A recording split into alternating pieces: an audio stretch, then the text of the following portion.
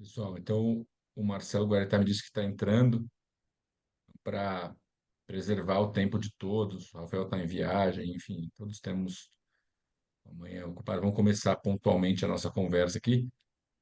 Então, primeiramente, estamos dando sequência aos encontros do Comitê Tributário da Sociedade Rural Brasileira. Esse aqui é o quarto encontro do ano, se considerarmos também o simpósio, e é o penúltimo encontro do ano. O próximo será em outubro, para o qual a gente está preparando um evento grande, não tão grande quanto o simpósio, mas relativamente grande. E eu não vou dar spoiler ainda porque não temos todas as definições, mas saibam que teremos um último encontro do ano bem movimentado. O dia de hoje é bastante especial porque nós tínhamos como um dos temas do simpósio falar justamente do assunto de hoje, né?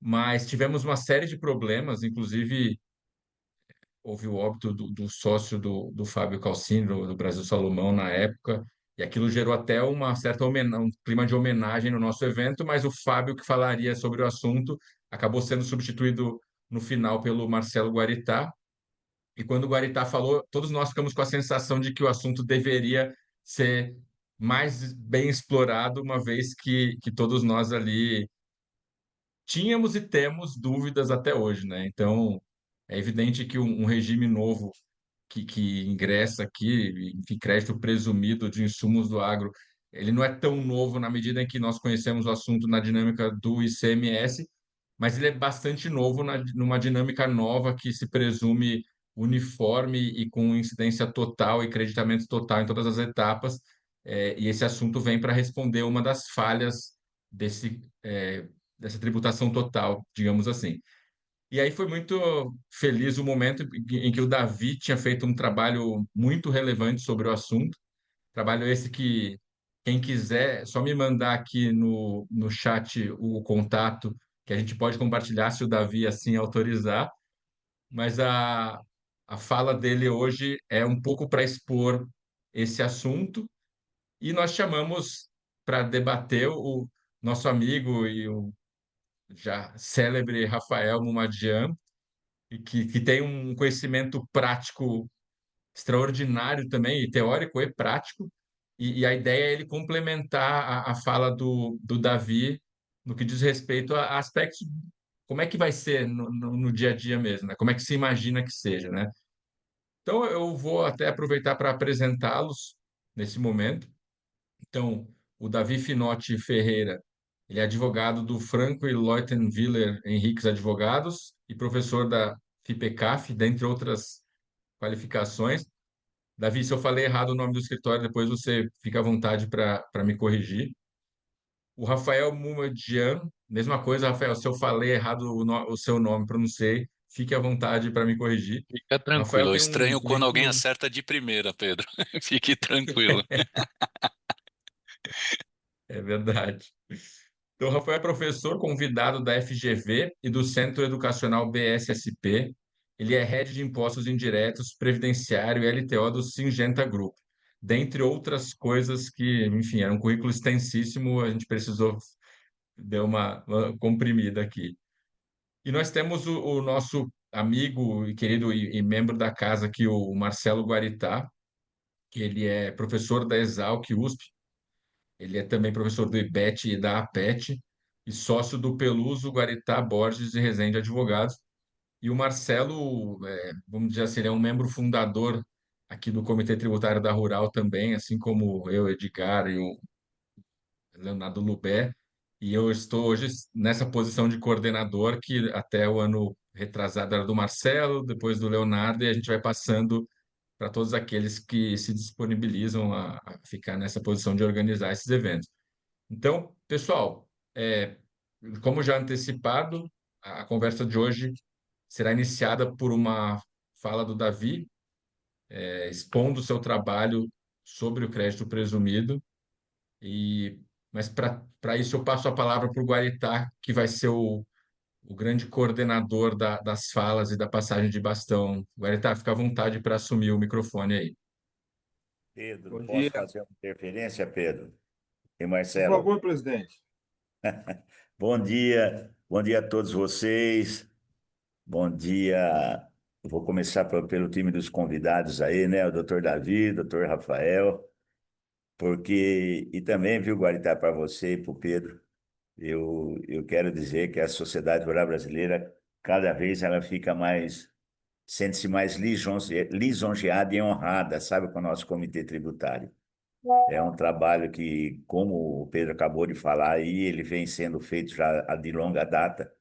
E toda vez que a gente se reúne assim, e a gente tem convidados do tipo de vocês, viu, Rafael, Davi, é uma coisa que deixa a gente muito satisfeito, muito honrado. Primeiro, porque a sociedade rural é a casa onde se discute tudo que é de interesse do produtor rural. E, logicamente, vocês com essa visão têm muita coisa a acrescentar, tá bom?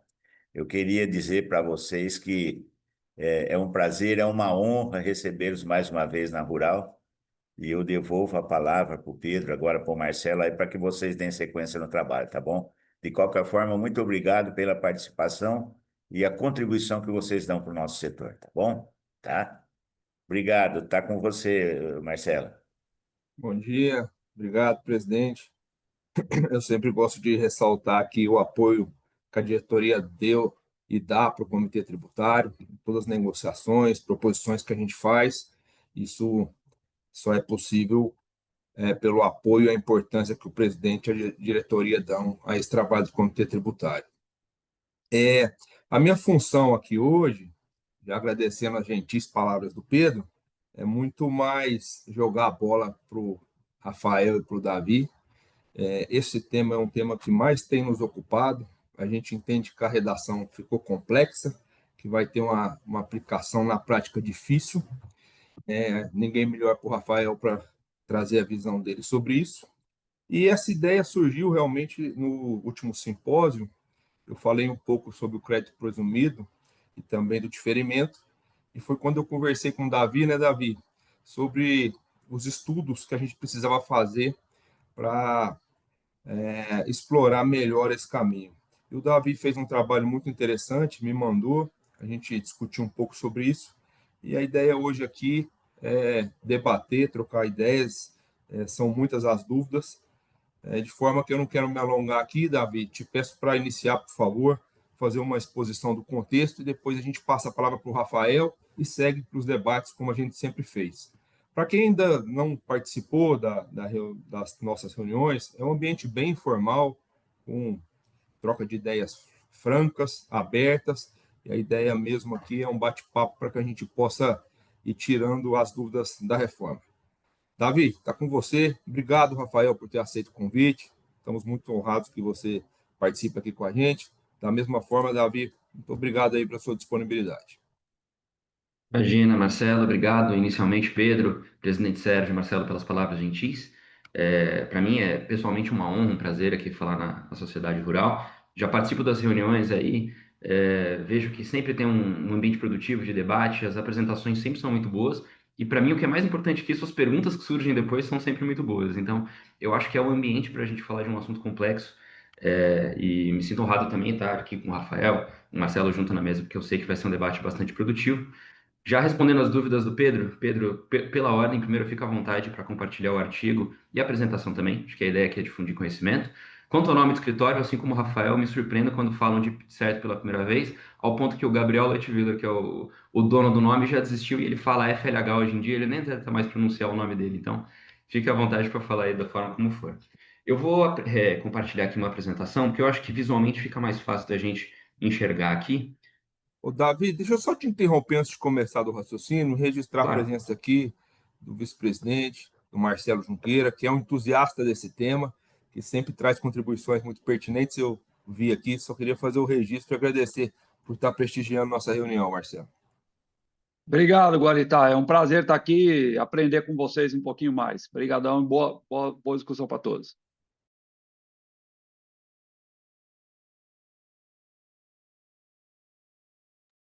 Vocês enxergam minha tela em modo cheio? Sim, perfeito. Perfeito. Então, bom, senhoras e senhores, primeiramente, muito obrigado pela atenção de todos. Então, vamos falar hoje aqui de diferimento de BS-CBS na aquisição de insumos do agronegócio, né? É um tema, como já adiantado aqui na introdução, bastante complexo e igualmente importante. Acho que vai afetar todos, se não quase todos que estão nos escutando aqui hoje, direto ou indiretamente.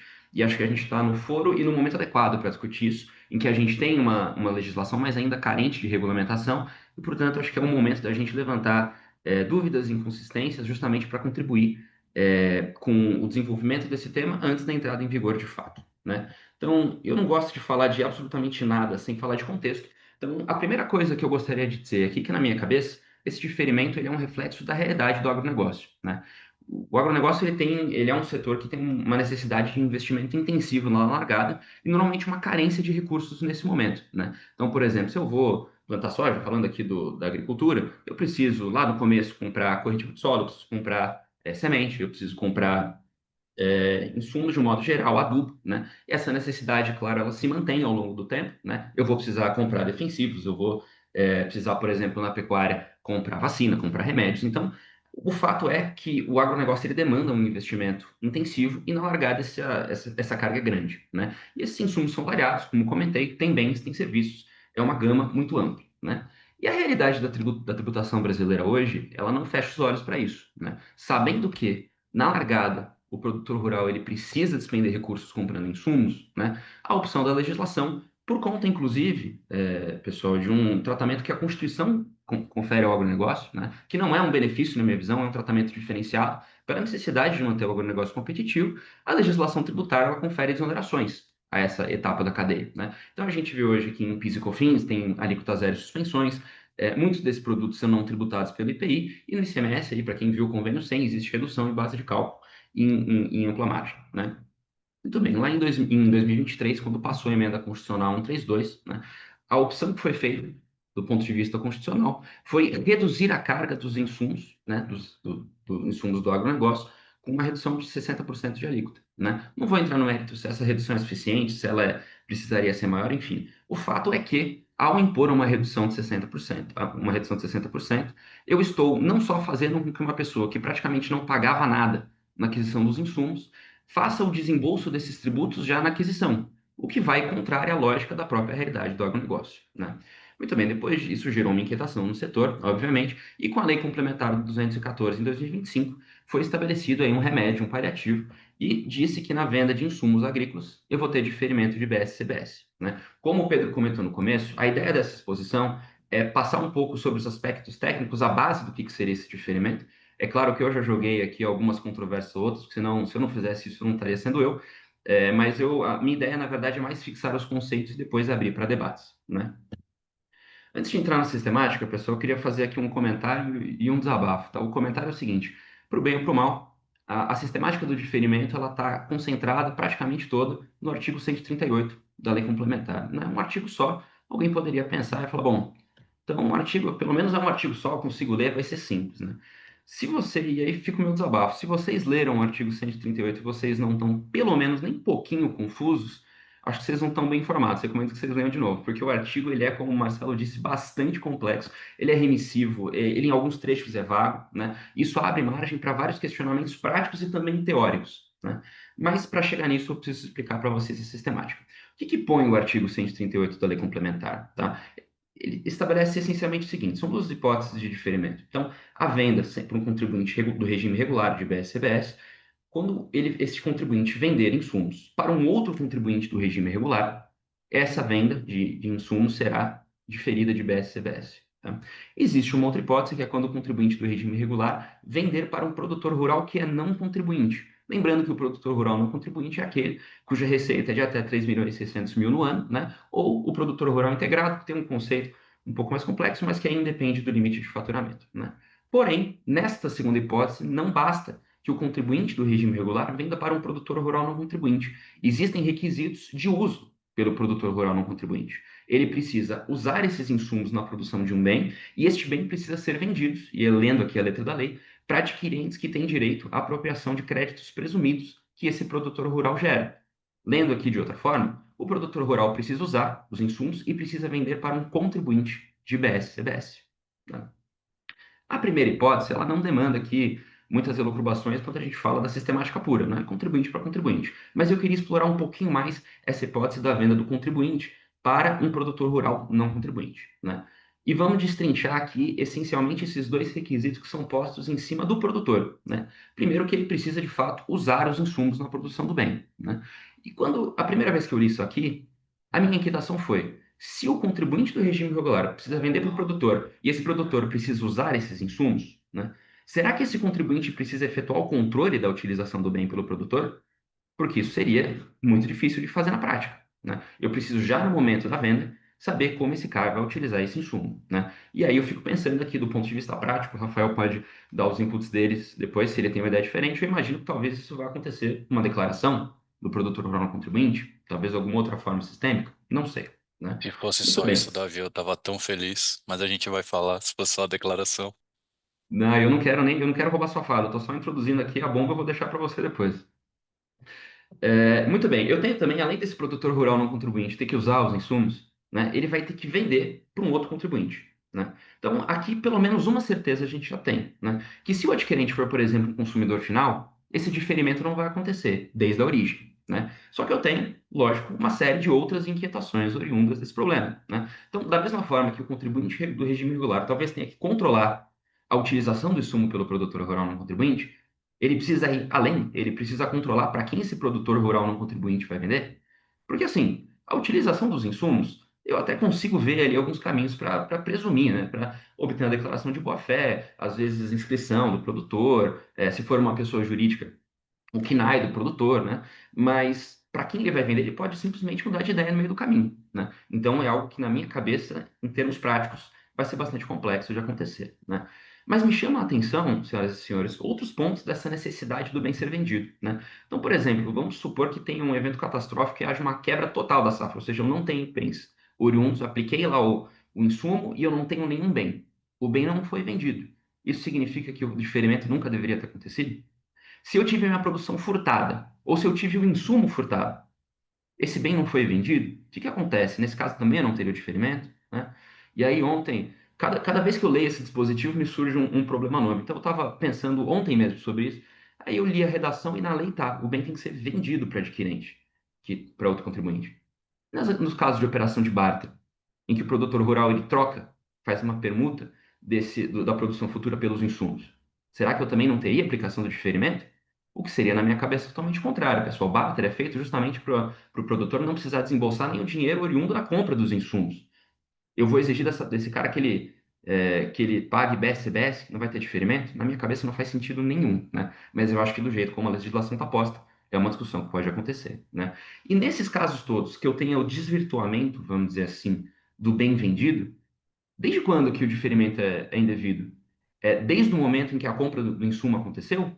Ou é a partir do momento em que eu tenho esse desvio? Vamos supor que eu tenha a perda da produção, ou furto, ou que eu faça um barter, né? Então, uma série de inquietações aqui que a gente pode debater depois, mas que numa primeira leitura já surgem para quem está acostumado com o contexto do agronegócio, né? Muito bem. Dado que o tributo é diferido, o pressuposto lógico é que em algum momento ele vai ter que ser recolhido, né? Esse tributo ele não está sendo dado para o contribuinte, né? Então, em algum momento ele vai ter que ser recolhido, né? A primeira pergunta que surge é, primeiro, quem que vai ter que pagar? Antes do que quando eu vou ter que pagar, é quem vai ter que pagar, né? E a legislação, ela diz tacitamente que vai ser o contribuinte que promoveu a operação que encerrar o diferimento, né?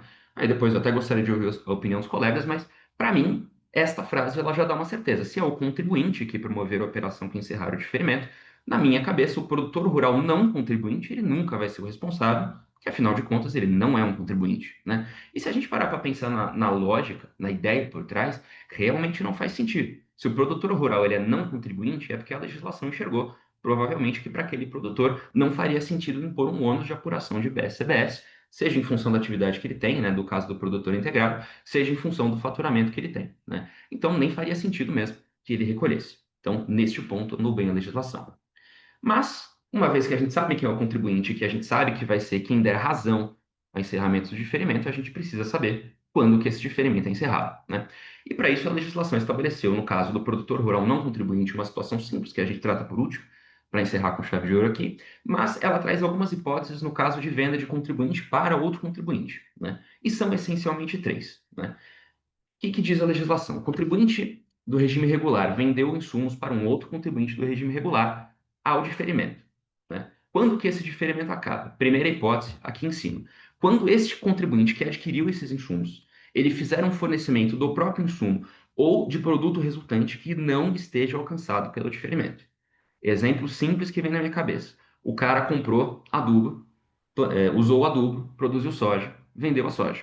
A soja é tributada, portanto, não está alcançada pelo diferimento. Pronto, encerrou-se o diferimento. Neste momento, este contribuinte que alienar a soja, ele vai ser responsável pelo IBS, CBS da própria venda de soja e também pelo tributo que foi diferido na etapa anterior, quando ele adquiriu os insumos, né? Esta redação, ela já me dá uma certeza, que é, na revenda, em que eu estou revendendo os insumos, eu não deveria ter a quebra do diferimento, desde que eu cumpra os requisitos, desde que eu venda para um outro contribuinte, ou desde que eu venda para um produtor rural não contribuinte que utilize o BNE que venda para um contribuinte, né? De modo que esse diferimento, enquanto houver a revenda, ele vai sendo carregado até a primeira pessoa que der razão ao diferimento, por exemplo, na venda da soja, né? Quando eu li esse dispositivo pela primeira vez, eu vou ser muito transparente com vocês, eu li da seguinte forma: contribuinte do regime regular que faça um fornecimento de insumo ou de produto resultante não alcançado pelo diferimento. Na minha cabeça veio quando o cara dá uma saída tributada, né? Aí eu li o segundo inciso, e aí eu fiquei confuso. Porque o segundo inciso fala: também encerrará o diferimento o contribuinte regular que dê o fornecimento de um insumo ou produto resultante, e esse fornecimento seja isento, não tributado ou sujeito a alíquota zero.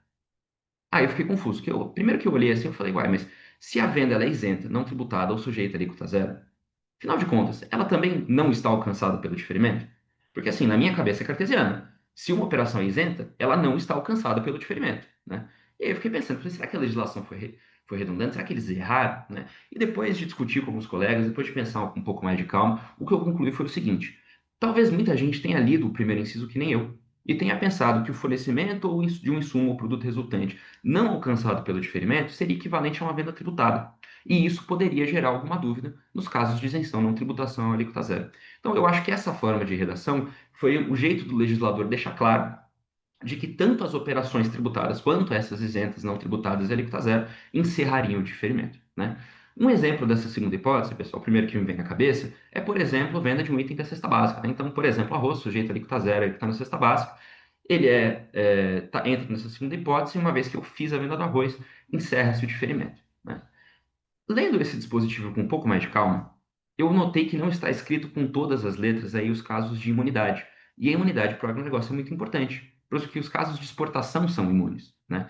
E aí eu fiquei pensando novamente, falei, bom, será que a exportação ficou de fora? Será que a imunidade ficou de fora, né? O que significaria dizer que dei saída de um produto imune, esse diferimento não se quebraria, né? Não acho que essa seja a lógica da legislação. O que eu acho que aconteceu? Eu acho que o legislador presumiu que a imunidade está dentro do não tributado, o que tecnicamente, se a gente for olhar, está correto, né? Não poderia falar a mesma coisa de isenção e alíquota zero, mas de imunidade eu acho que dá para falar. Então eu acho que a imunidade está nesse segundo inciso também. E a última hipótese aqui de encerramento do diferimento é quando o fornecimento acontecer sem a emissão de documento fiscal, aí eu vejo já mais como uma forma de penalização daqueles que não cumpram as normas do sistema, né?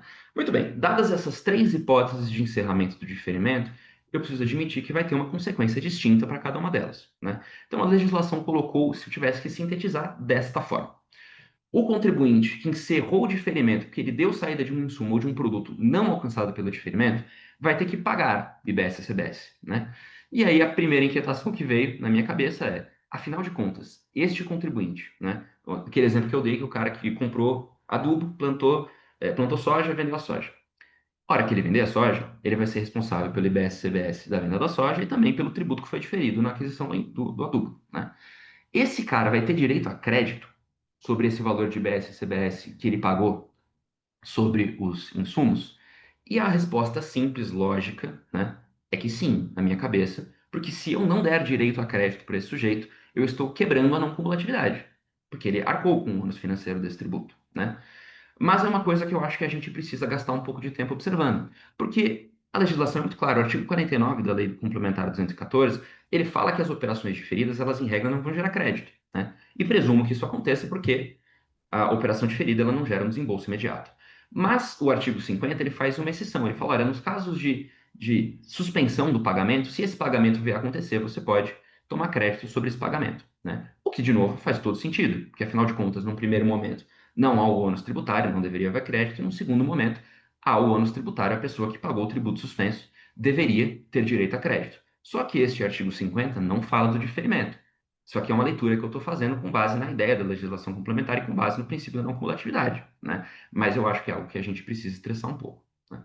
Nos casos em que o diferimento encerra porque eu dei saída de um produto, né, que é isento, não tributável ou sujeito à alíquota zero, a mecânica da legislação é um pouco diferente, né? Ela permite que o recolhimento seja dispensado caso seja permitida a apropriação de crédito, né? E aí eu devolvo a pergunta aqui para vocês. Eu falo, seja permitida a apropriação de crédito para quem? Porque eu tenho duas formas de ler isso aqui, né? A primeira forma de ler isso aqui é que seja permitida a apropriação de crédito para o adquirente do produto, ou seja, para o cliente, o comprador deste contribuinte aqui, do regime regular que comprou os insumos. No caso do exemplo que eu dei lá atrás, o comprador do arroz, né? Se for este o exemplo, a gente está em maus lençóis aqui, porque o artigo 49 da Lei Complementar 214 veda a tomada de crédito pela compra de produtos isentos, não tributados e sujeitos à alíquota zero, justamente porque não tem o ônus financeiro, né? Então, se a gente fosse por esse caminho, nem faria sentido a redação, né? Ele dispensa o recolhimento caso seja permitida a apropriação de crédito, só que o crédito não pode ser tomado, então na prática você vai ter que pagar, né? Não me parece que foi esse o caminho. Qual que é a alternativa que sobra na mesa? E também estou disposto a debate aqui. É que, na verdade, é que esse seja permitida a apropriação de crédito seja para o próprio adquirente do insumo, caso não houvesse o diferimento, né? E se for esse caminho, que me parece um pouco mais lógico, a gente tem que separar as situações aqui. Porque o já mencionado artigo 50 que eu falei para vocês, ele veda os casos de isenção não tributação, né? Mas no caso da venda de um produto imune ou isento, eu elimino os créditos para trás da cadeia, né? Ficaria de fora, então, aqui somente a alíquota zero, somente as exportações, que são uma exceção a essa regra de eu dar uma saída imune tem que ser tem que estornar os créditos anteriores da cadeia, né? Acho que esse é um ponto bastante sensível que a gente vai ter que discutir, né? Eu trouxe aqui uma inquietação, até discuti um pouco com o professor Fábio Calcini, que trata bastante desse assunto. Ele trouxe uma inquietação em relação ao anexo 15 da lei complementar, que trata de produtos hortícolas, frutos e ovos, né? Porque a legislação aqui ela é bem clara em falando de produtos que não estejam alcançados pelo diferimento e produtos que sejam isentos, não tributáveis ou sujeitos à alíquota zero, né? E ele pegou esse trecho alíquota zero e ele reparou ali que no anexo 15, a redação que a lei complementar dá não é aplicação de alíquota zero, ela fala em redução de 100% da alíquota. E aí ele fica questionando, ele até acho que escreveu um artigo sobre isso, questionando se essa redução de 100% poderia ser tido como equivalente à alíquota zero. Porque senão este anexo, a venda de produtos deste anexo ficaria aqui no limbo, né? Eu estou no caso da quebra do diferimento porque ele não está alcançado pelo diferimento, eu estou nessa segunda hipótese em que o diferimento acaba porque eu dou saída de um produto com alíquota zero, né? Então acho que um aspecto prático, um aspecto teórico que vai fazer diferença na prática, porque se eu cair nesse segundo inciso, talvez eu seja dispensado de fazer o pagamento, né? Então, novamente, algo para discutir. E nos casos da encerramento do diferimento em função da falta de emissão de documento fiscal, ali pela ausência de comentário da legislação, acredito também que seja pagamento, não há grandes dificuldades aqui nesse último item, né? E por fim, senhoras e senhores, para a gente falar aqui, acabar os aspectos teóricos, eu preciso falar para os senhores quando que acaba o diferimento nos casos de venda de um contribuinte do regime regular para um produtor rural não contribuinte, né? Como eu comentei para vocês, nem faria sentido eu imputar o recolhimento desse tributo para o produtor rural não contribuinte, né? Porque a legislação mesmo previu que esse sujeito provavelmente não teria condições práticas de realizar uma apuração complexa como IBS-CBS, então ela faculta que ele seja não contribuinte, né? Nesse caso, o que que acontece? Quando ele vende para um adquirente, né, o produtor rural não contribuinte ele gera para esse adquirente um crédito presumido, né? Então a legislação optou, em termos de técnica, por ao invés de obrigar esse produtor rural não contribuinte a pagar o que seria um contrassenso, em simplesmente reduzir o crédito presumido que esse adquirente terá direito, né? Parece simples, eu acho que tem aqui algumas minúcias. Eu acho que a forma como essa redução vai ser feita vai depender um pouco, até porque a gente não tem absoluta convicção de qual que vai ser o crédito presumido gerado, né? A legislação deixa algumas margens para dúvida, mas essencialmente acho que para esse momento basta a gente fixar o conceito aqui que haverá essa redução ao invés do pagamento, né? Senhores, era isso que eu queria tratar com vocês, sem mais delongas, porque acho que agora é hora da gente partir para os debates. Meus contatos aqui estão ao final da apresentação, caso os senhores tenham alguma dúvida, mas, de novo, meus contatos estão 100% abertos. Acho que é hora da gente debater. Devolvo aí a palavra para Pedro e Marcelo. Muito obrigado. Obrigado você, Davi, pela exposição, ter colocado aí os temas, as inquietudes, para que a gente possa contextualizar e debater. Vou passar a palavra para o Rafael, mas só tomando de empréstimo aqui para fomentar a discussão. Uma primeira questão que me parece também é, apesar desse mecanismo de remédio, principalmente para atenuar o fluxo de caixa do produtor, que é uma grande preocupação, né? Já que a gente percebe que vai ser necessário um investimento muito maior na produção, esse mecanismo de ferimento ele não abrange todos os insumos, e só aqueles insumos que estão na lista com redução de 60%. Então, acho que é um primeiro ponto que é importante a gente observar, porque ele pega o fluxo de caixa. E algumas questões que eu vou passar para o Rafael que me preocupam. Eu costumo dividir esse assunto em 4 partes, né? Quais os insumos, que é esse? Quando ocorre, me parece mais fácil, o Rafael da indústria de insumos vai explicar isso muito bem. Quando encerra, que eu acho que é o principal problema, e quem recolhe. A hipótese do encerramento do diferimento é que eu acho que é um ponto que a gente precisa discutir bastante, porque está muito difícil de entender por essa interpretação.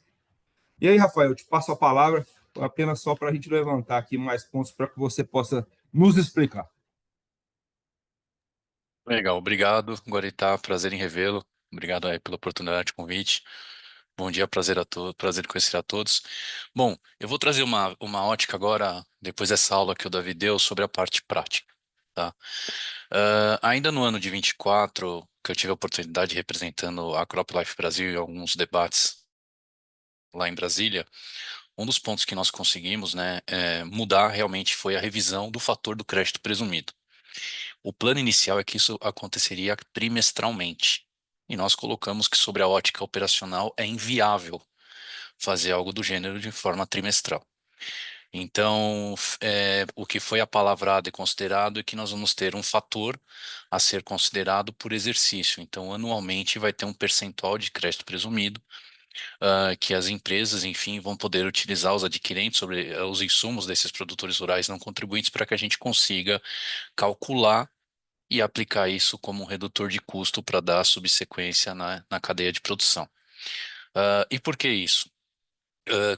No meu caso, como eu represento tanto uma empresa química, mas quanto também uma sementeira, nós temos muitos produtores rurais, pessoas físicas não contribuintes, hoje como fornecedores, que permanecem resistentes à mudança, e a gente sabe que foi uma forma indireta que a legislação trouxe de obrigá-los a se tornar contribuintes do IBS e da CBS.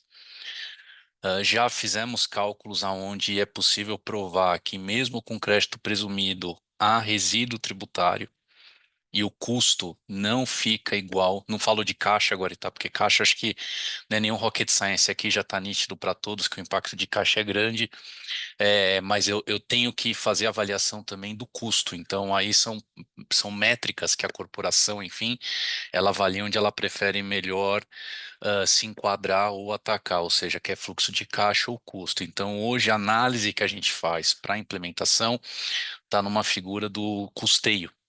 Essa é uma ideia que a gente precisa ter. E o custo fica maior, a não ser que o produtor rural, que já tem as suas margens bem apertadas em diversas commodities, eles sejam ainda muito mais espremidos. E aí o primeiro passo foi, até que eu brinquei com o Davi no começo, sobre a declaração, né?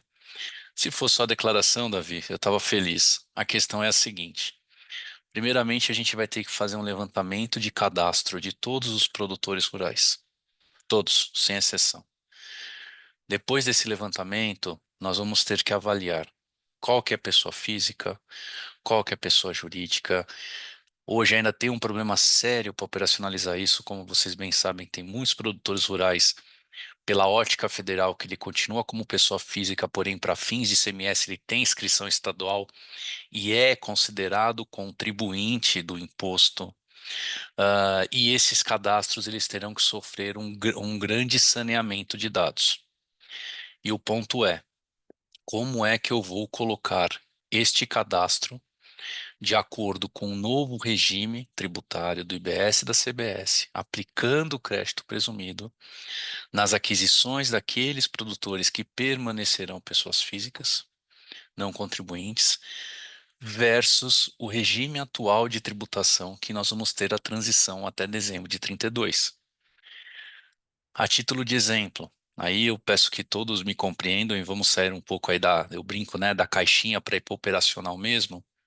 Hoje, quando nós vamos comprar de um produtor ou comercializar, vender para um produtor, existem uma série de regras que o INCAT e a própria Receita Federal determinam, como qualificação, setor industrial, qual que é a utilização daquele produto, então se é revenda, se é insumo, se é um ativo e assim por diante, que é o que contempla toda o tipo, a tipificação de item, que é o que a Receita Federal e os estados exigem dentro das obrigações acessórias.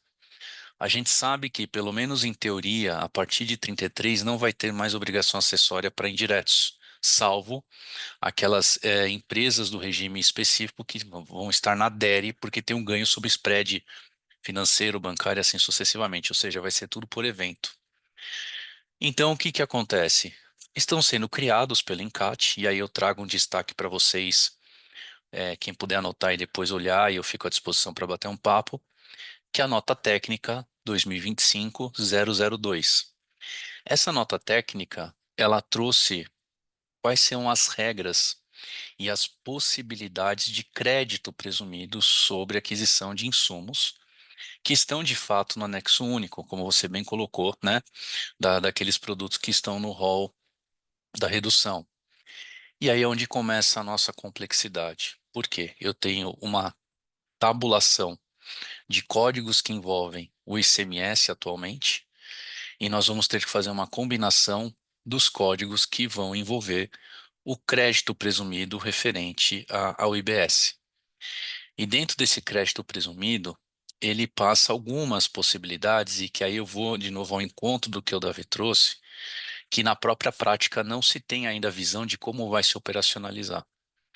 Então, a título de exemplo, nós vamos ter que segregar o crédito presumido referente ao IBS, aonde eu tenho que demonstrar a nível de evento na nota fiscal eletrônica, ou seja, no XML, se foi aquisição de produtor rural não contribuinte, qual foi o município em que aquela operação aconteceu, se teve aquisição através de cooperativa, que é um caso que eu gostaria de pontuar rapidamente aqui, que nós estamos enxergando com preocupação também essa questão do diferimento versus o alíquota zero com cooperativas.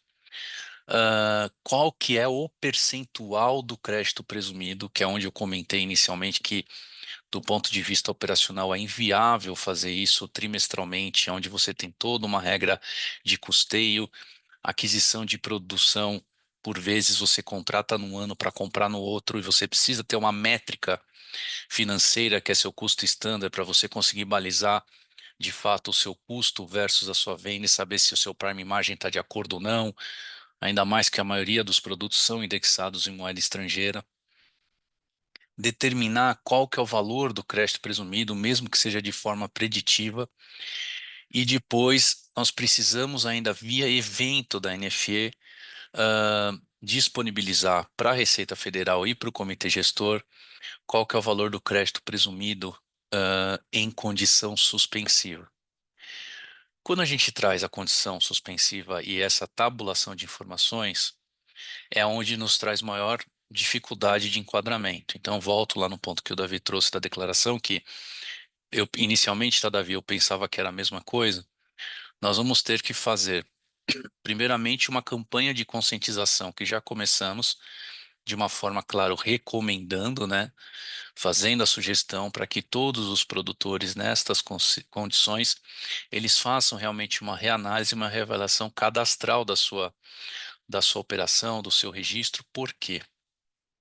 Para eu conseguir operar dentro do novo regime, do 138, do 168 e aplicar o diferimento, nós vamos ter que considerar, além das operações de incidência, imunidade e diferimento, fazer uma combinação. Que combinação que é essa? O CST, que é o atual, para quem não conhece, é o Código de Situação Tributário, combinado com o novo C-Class TRIB, que é o Código de Classificação Tributário, que no futuro ele vem a substituir todos os regimes de registro de situação tributária que a gente tem hoje nas obrigações acessórias, e por fim combinar com a tabela de classificação do IBS e da CBS referente ao crédito presumido, que é chamado C-Credpress. que esse de fato eu falo que é uma muralha da China construída sobre palafitas. E por quê? A nota técnica e as determinações do encarte, elas trazem que, para as aquisições com crédito presumido, eu tenho que referenciar, além do fornecedor, e aí, Guarita, agora eu vou ao encontro com o seu comentário, também o crédito presumido de aquisição de bens e serviços do produtor rural ou, né, e ou do produtor rural integrado, não contribuinte, conforme aquilo que está determinado no artigo 168, né, da Lei Complementar. A própria tabela do encarte, ele traz isso. Só que ele não fala como. Ele não explica como se faz isso. Ele dá o requerimento, mas ele não dá a forma de fazer esse tipo de cruzamento de informação. Então imaginem assim, trazendo bem na prática. Temos um fornecedor que é produtor rural e que ele arrenda a terra. É muito comum no nosso segmento, principalmente para a parte de pesquisa e desenvolvimento, além dele arrendar a terra, a parte da produção que sai daquela pesquisa e desenvolvimento também é comercializada. É muito comum isso. Então, parte é comercializado, parte ele recebe como rendimento pelo arrendamento daquela terra e por aí vai. Ou seja, da mesma forma que ele está arrendando uma terra, ele também está produzindo e comercializando aquele produto que, para um terceiro que está adquirindo do lucro real, por exemplo, dá a possibilidade do crédito presumido. Como fazer isso? Não se explica. Então, o que que a gente está adotando como premissa? Independentemente de ser um produtor rural, estou falando hoje, tá, senhores? Premissa hoje, amanhã tudo pode mudar conforme ainda tem mais 4 notas técnicas para sair. Nós estamos enquadrando tanto o produtor rural não contribuinte como o integrado com a mesma classificação. Nós não temos como fazer de forma diferente hoje. E o que nós fazemos apenas para segregar e não incorrermos o risco de também apropriar crédito presumido a maior, porque isso pode acontecer, é fazer uma segregação aonde eu tenho fornecedor do insumo e onde eu tenho fornecedor de terra. Então, é essa a diferenciação que nós estamos fazendo hoje. Então, por exemplo, Davi, eu tenho as plantas de pesquisa e desenvolvimento, que é muito comum se arrendar terra. Então, naqueles fornecedores que prestam, né, ou serviço de arrendamento, ou fornecimento de grãos, o que seja, naquelas plantas que estão classificadas como pesquisa e desenvolvimento, nós estamos considerando eles como o integral. Se não for de pesquisa e desenvolvimento, a gente está considerando como produtor rural pessoa física não contribuinte no primeiro momento. É o famoso, quem já trabalhou aqui em implementação, é o famoso if, né? Ser isso ou ser aquilo, porque é lógica, é trabalhar com lógica. A gente não tem como fazer de uma forma diferente. Além dessa questão, quando a gente cruza e avalia como é que eu vou fazer a classificação do C-Class TRIB, que é essa classificação da situação tributária, com o regime atual e o crédito presumido, o que que o campo da nota fiscal eletrônica hoje ele determina e como é que eu faço esse reconhecimento dentro dos nossos livros fiscais e contábeis? Eu preciso demonstrar, mesmo que eu tenha um crédito presumido com uma base reduzida, eu preciso ter a base de cálculo cheia, como se eu tivesse 100% de crédito presumido sobre aquela operação. E conforme for o NCM do produto, aplica-se a redução com base no anexo único. E aí, no campo total da nota fiscal, vai ter um campo onde vai deduzir do valor. Ou seja, nós estamos hoje trocando um Frankenstein, mas que em tese a gente já conhece, eu brinco, por um dragão de 2 cabeças, ou de 3. Ou uma hidra, que a gente corta uma cabeça, nasce 2. Até fazer a implementação total dessas operações quando a gente toca na questão da condição de crédito presumido e qual é o percentual que teve a sua suspensão ou não, a depender de como foi a saída daquele produto. E por fim, ah, como é que eu posso me explicar? Mesmo sendo produção rural, ou seja, produto da terra que vem da natureza, nós precisamos ter o controle do custo daquilo que está sendo produzido. ok? Então, normalmente, quando nós fazemos o controle de produção de grãos, de sementes, nós temos ordem de produção aonde o produtor rural, a área de produção, ela precisa controlar para nós quanto de defensivo foi consumido, quanto de semente foi consumida, quanto de adubo, fertilizante, hora homem, por aí vai, para a gente conseguir no final da produção ter uma ideia do custo, ok? O que acontece nesse caso? Para fazer o set do ano, do custo do ano, nós trabalhamos com custo estándar. Então, nós definimos no ano anterior quanto é que vai custar, por exemplo, uma saca de soja. Só a título de exemplo aqui, pode ser algodão, pode ser café, enfim. Vamos supor que vai custar R$ 100. Em cima disso, nós falamos assim, tá bom, vamos considerar R$ 100, aonde eu vou ter um crédito presumido de 60% sobre essa aquisição para equalizar o custo daquele produtor que vai ser contribuinte do IBS da CBS. Porque, de novo, a minha premissa hoje é, eu não estou olhando o caixa, eu estou olhando o custo. Apesar que o caixa, para mim, é tão importante, ainda mais num país onde o capital de giro é tão alto. Mas a gente está olhando na figura do custo. Pois bem, então setamos lá e decidimos, no final de 25 agora, que para 26 o custo de produção de uma saca de uma commodity é R$ 100 e eu vou ter um crédito presumido lá de R$ 60 a título de exemplo. E isso nós vamos fazendo o processo de consumo. O que acontece nesse caso? Quando a gente faz o ingresso desses documentos, se a gente se adentrar de novo na nota técnica, o que ele trouxe, o critério de demonstração e da tributação regular daquele produto, eu vou precisar saber, e aí, Davi, eu peço tua ajuda no futuro, porque eu não sei como, se o resultado daquela produção na cadeia subsequente, ele foi virou um insumo para uma outra indústria, por exemplo, então para a indústria alimentícia, a indústria de ração ou coisa do gênero, ou se ele não foi destinado para esse fim. E acontece muito, principalmente no setor de sementes, quando a semente perde a sua característica de semeadura, ela se torna um grão, e por vezes, dependendo do beneficiamento que aquele produto passou, o grão também não pode ser aproveitado para fins de consumo, por exemplo, ração animal. Ele tem que ir ou para destruição ou para a usina de energia. Quando é que a gente vai saber isso? Às vezes depois de um ano.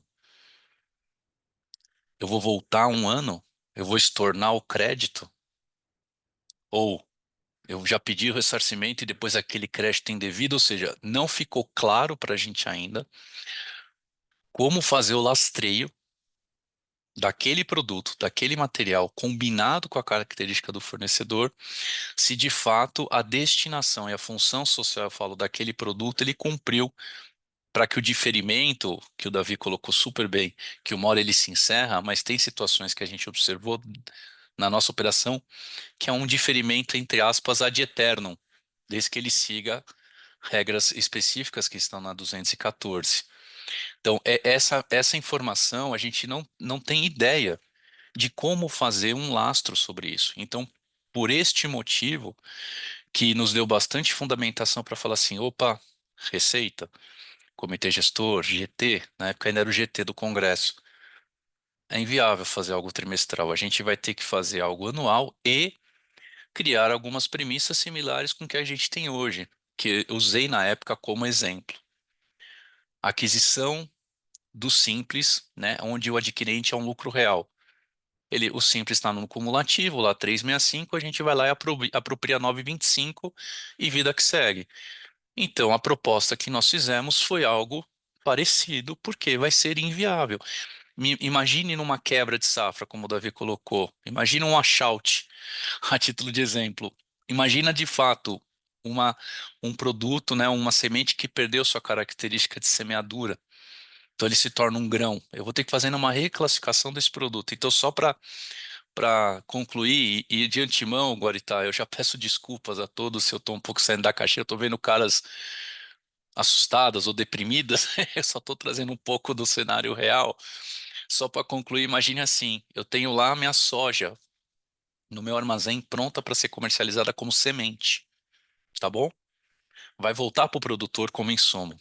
Por N razões climáticas, o que seja, aquela soja não é mais semente, ela virou grão. Acontece, e é muito. Só que no meu estoque, na minha contabilidade, na minha nota fiscal eletrônica, no meu evento, porque tudo vai ser evento, eu registrei como semente, está na lista do anexo, tomei o crédito presumido e tal, e aquilo virou um grão. Contabilmente, creio eu que não vai mudar a regra. O que que eu vou ter que fazer? Um ajuste de inventário negativo e uma reclassificação daquele material onde eu vou fazer um downgrade dele de soja para grão. Até aí, contabilmente é possível e nas regras atuais hoje do ICMS e do encate é possível fazer isso. Só que o produto, ele é isento. Convênio 100, eu não tenho estorno nesse caso. Como é que eu vou fazer depois com o crédito presumido onde aquele produto eu já adquiri?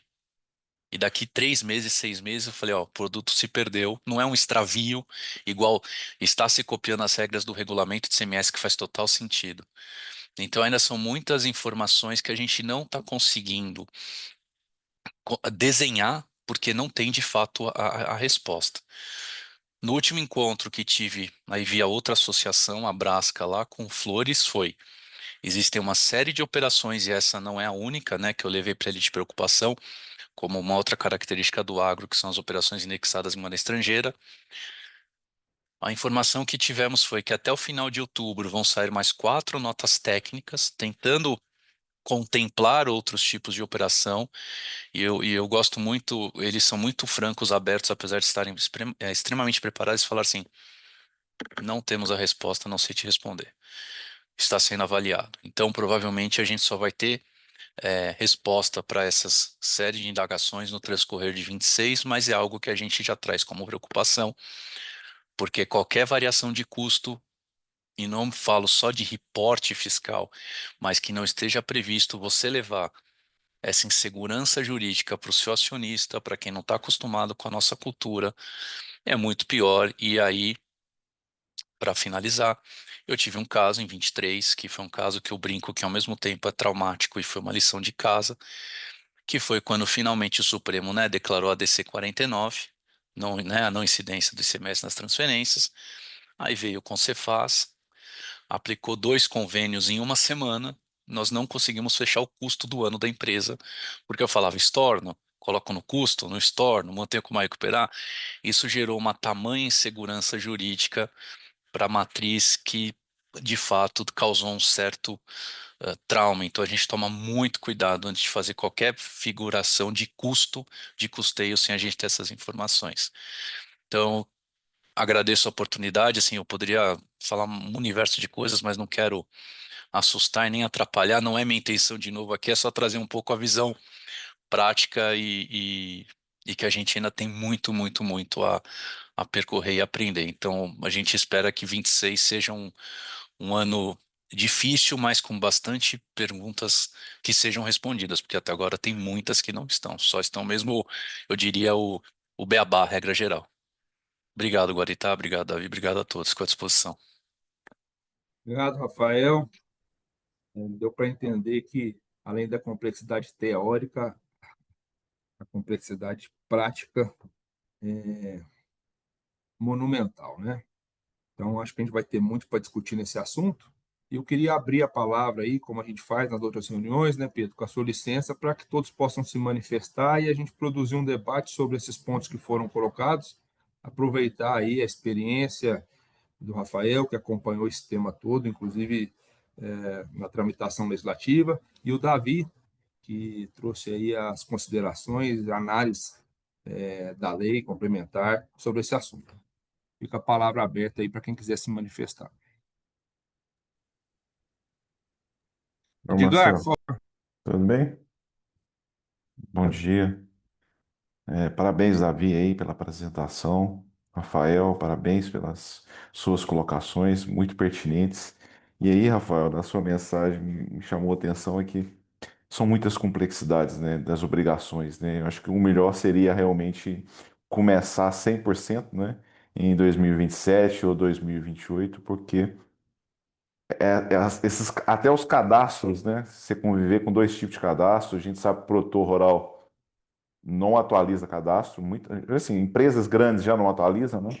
E- Então, imagina o produtor rural, né? E alguns pontos que me chamam muita atenção. Acho que essa complexidade de informações que terá o produtor para controlar o crédito presumido com o diferimento, considerando que 90% são pessoas físicas no Brasil hoje, eu acredito que ninguém vai fazer esse controle para passar esse crédito presumido para frente. Não haverá esse controle, porque é complexo. O cálculo tem que fazer um cálculo, é complexo, tem que ter instrumentos, tem que ter ferramenta. Não adianta, não vai passar. E aí, o que que vai acontecer na prática? Né? Que a gente já lá atrás já batalhamos para que o crédito presumido fosse 100%, né? Fosse a alíquota efetivo, que seria um controle muito melhor, né? Então, assim, você pensa um produtor rural, vamos lá, um pecuarista, ou um produtor rural que familiar, né, que não tem custo. O máximo de custo que tem, o pecuarista, vamos dizer assim, não tem custo com tanto adubo, fertilizantes, né? Embora tenha que recuperar o pasto degradado, né? Mas o produtor de café, sim, tem um adubo. E o preço do café, o preço do gado, é tabelado na arroba, tabelado no preço do café em dólar. E vai ser o mesmo preço, né? Então, a pessoa física que vender o preço, ele não vai ter crédito para repassar, o café dele vai custar 30% mais caro, se considerar uma alíquota do IVA de 30%. Quem vai comprar? Ele vai perder competitividade no mercado, porque vai ser muito melhor o produtor rural, pessoa jurídica, uma cooperativa ou uma empresa compra o café e vai tomar um crédito, se não for diferido, o café, por exemplo, é diferente, que é alíquota zero, né? Mas imagina um produto que seja tributado integralmente. Ele vai tomar um crédito de 30%. Ele olha para trás, ó, o preço é o mesmo.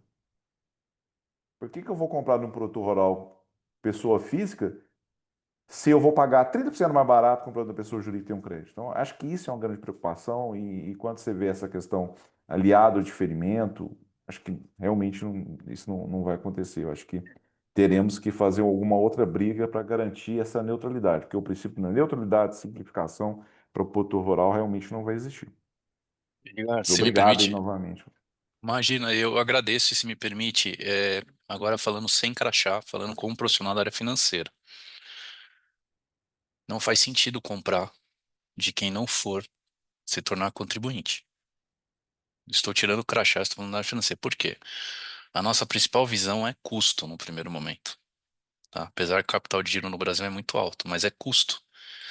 Além disso, toda engenharia e esforço para fazer o controle do crédito presumido, tenho dúvida se vale o exercício. Tá? Fizemos algumas contas e vai haver resíduo. Muito menor, mas vai haver resíduo tributário do mesmo jeito. E pegar uma particularidade que você comentando, um insight aqui, aí eu jogo aí a bola para o Davi me ajudar nesse ponto. Imagina o café, como você colocou, aonde ele sofre influência da bolsa lá fora. Pega uma Nibot, uma bolsa de Chicago e por aí vai. Eu negocio um café desse com meses, se não um ano de antecedência, e sofrendo oscilação para baixo e para cima. Vou ter variação cambial, tá bom? Comprei esse produto, mas eu vou ter variação cambial nele. Essa diferença hoje é preço ou é variação cambial? Vou tratar como despesa ou receita financeira. Hoje, se a gente considerar o cenário de hoje, todos os estados, sem exceção, falam, não importa o motivo, teve alteração do valor do produto, é preço. Emita-se nota fiscal complementar até 3 dias após a liquidação. Quando você vai para a Receita Federal, e aí não fazendo juízo de valor, porque eu estou olhando do ponto de vista também contábil, acho que para mim faz mais sentido. Como no Brasil é obrigado, né, a atuar em reais, independentemente da indexação que você faz, então não é preço, é receita ou despesa financeira. Tanto que a nota de débito e a de crédito eletrônica está vindo para cobertar esse tipo de operação, porque hoje não existe. Então imagina, eu negociei com você, Edgar, um produtor rural, não um contribuinte, tem o crédito presumido.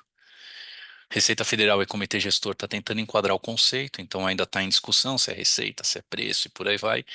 Imagina na hora de liquidar a conta, aquele custo que eu tinha negociado com você, aquele preço explodiu, ou para cima ou para baixo. E o crédito presumido sofre influência sobre isso.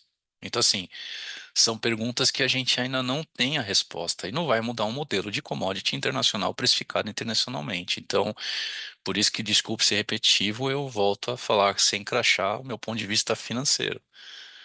Não faz sentido, sob a ótica de custo, adquirir produtos, né, onde somos produtor lucro real, se não for contribuinte. Aí, Davi, eu estou fazendo essa provocação porque eu li seu material, acho que. Perdão, Marcelo, só. Desculpe. Eu não tinha visto sua mão aqui, perdão, mas tinha falado para o Davi porque eu acho que vale esse ponto aí, Davi. Eu acho que são indagações pertinentíssimas, Rafael. Inclusive, você foi falando, eu fiquei pensando até no exemplo contrário, né? Se, por exemplo, eu tenho um ganho de variação cambial e a gente vai entrar nessa discussão que é preço, será que isso também afeta o meu crédito, né? Então, eu acho que essa é uma das muitas indagações que vão surgir. Eu acho que as suas falas, Rafael, são excelentes para a gente comprovar que na prática, eu vou roubar essa frase que eu ouvi outro dia, que eu achei fantástica, que na prática, às vezes, a teoria é outra, né? Porque a gente vê que, de fato, a legislação ela tem uma razão de ser por trás. Existe um fundamento, tá, pessoal? Eu sempre acho que é muito importante quando a gente lê a legislação, a gente buscar a razão pela qual a legislação foi feita. A gente sabe que teleologia não é exatamente a métrica mais aceita no judiciário, mas, enfim, eu sempre acho razoável. Só que a gente vê que, às vezes, o intuito do legislador, ele passa ao largo de muitas dificuldades técnicas, que é o que o Rafael está colocando. Então, eu vejo essa inquietação como uma das muitas que a gente vai tratar. Marcelo, acho que você está com a mão levantada, acho que é seu direito de falar. Não, a pergunta, na verdade, vai para todos vocês aí, Davi e Rafael. Primeiro, agradecer aí a disponibilidade, mas eu, como trabalho no setor de açúcar e álcool, e eu presto serviço para muitos produtores. Na verdade, eu tenho uma empresa que faz plantio de cana, trato de canavial, etc. E no prestar serviço, muitas vezes a minha negociação com algum vendedor de insumo, por exemplo, óxido de cálcio, ou algum insumo que vai no plantio de cana, muitas vezes eu consigo um preço melhor do que o produtor conseguiria. Eu falo, ok, você não quer que eu já levo o equipamento de plantio, já levo o insumo, e aí eu vendo a nota fiscal de prestação de serviço. Então, nesse caso, o cara não iria conseguir se apropriar do benefício, e o prestador de serviço também não tem o que fazer com esse insumo que não se transforma no benefício. Então, nós vamos começar a ter uma dinâmica complexa aí para os prestadores de serviço do agro, né? Com certeza, Marcelo. Sem prejuízo das palavras demais, eu acho que um dos pontos positivos da legislação é que foi previsto como insumo não só a aquisição de bens, mas também fornecimento de serviços, né? Então, a depender daquilo que eu faço, talvez o seu cliente, talvez por não comprar um insumo, ele não tenha direito a crédito sobre aquilo que foi aplicado, mas se você repassar isso no preço, talvez ele tenha acesso indireto pelo pagamento dos serviços, né? Então, eu acho que seria uma das saídas possíveis, mas de fato a gente vai ter inúmeras situações como essa, em que eu vou ter distorções ao longo da cadeia. Não sei se Marcelo, Pedro e Rafael pensam diferente. Penso igual quando estamos no regime ordinário, né? Quando não estamos falando de crédito presumido ou de diferimento.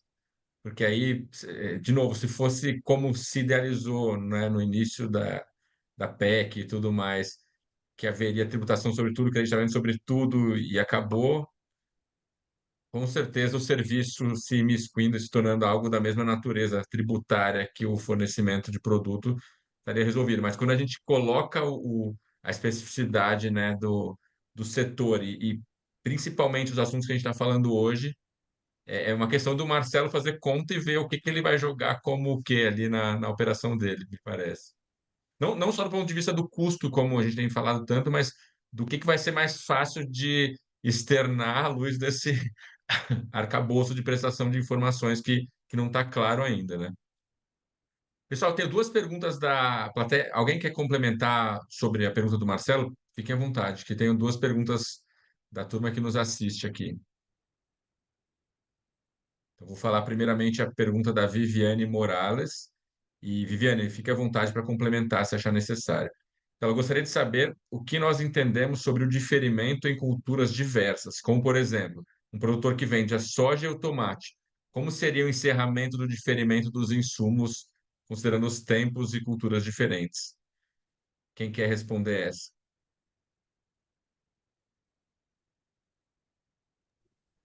Vocês toparem, Pode eu posso falar, responder, Davi? Pedro. Vocês estão me Beleza. ouvindo bem, pessoal? Que eu fui abençoado com uma obra aqui do lado e estão com uma britadeira. Então, se vocês não estiverem me ouvindo, vocês podem se manifestar.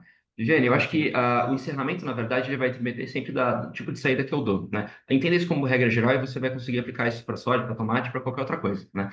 Então, se eu estou falando de um contribuinte do regime regular que comprou os insumos, né, ele vai ter que olhar para a saída dele. Se a saída dele for tributada, o encerramento vai ser no momento em que eu der essa saída tributada e aí eu vou realizar o pagamento. Se o diferimento, perdão, se a saída dele for imune, não tributada ou sujeita a alíquota zero, né, eu neste momento vou ter que fazer um juízo de valor. Se eu tiver a possibilidade de apropriação de crédito, eu vou poder não pagar, e aí eu simplesmente vou ter anulação do crédito, ou se eu não tiver essa possibilidade, eu vou ter que realizar o pagamento, né? E por fim, acho que a última alternativa aqui nesse caso de aquisição de insumo por um contribuinte do regime regular, se eu der saída de um documento sem um documento fiscal e realmente eu tenho que realizar o pagamento. Por um outro lado, se o adquirente dos insumos for um produtor rural não contribuinte, aí eu nem vou fazer nada. Vai ter a questão do crédito presumido que vai ser diminuído, com todas essas dificuldades que o Rafael colocou aí, métrica de legislação, enfim, todas essas questões que precisam ser avaliadas. Mas, essencialmente, o encerramento ele obedece a essas regras. Marcelo Guaritá, você quer ler a próxima questão do Felipe, por favor? Oi, Pedro. Bom dia, tudo bem? Olá, bom dia. Bom dia. Me ouve? Tudo bem? Só para aproveitar a fala do Davi, é uma dúvida que eu estou sobre esse ponto, um pensamento, e compartilhar com vocês. Desculpa entrar assim que eu não consegui levantar a mãozinha aqui, tentei levantar a mão, mas não consegui. Sobre essa questão do encerramento do diferimento, analisando o texto, eu fico com uma visão que o encerramento, quando a gente fala do produto, é relevante para essa questão, porque a previsão de diferimento de insumo. Então, ali até tem uma falta de técnica do legislador que coloca ou produtos deles resultantes, mas nunca falou de produto. A questão é diferimento de insumo, e insumo do anexo 9. Então, sempre que eu dar a saída que não for do próprio insumo, como um ato de passar ele adiante, vai haver um encerramento de diferimento. O produto ele se torna irrelevante aí.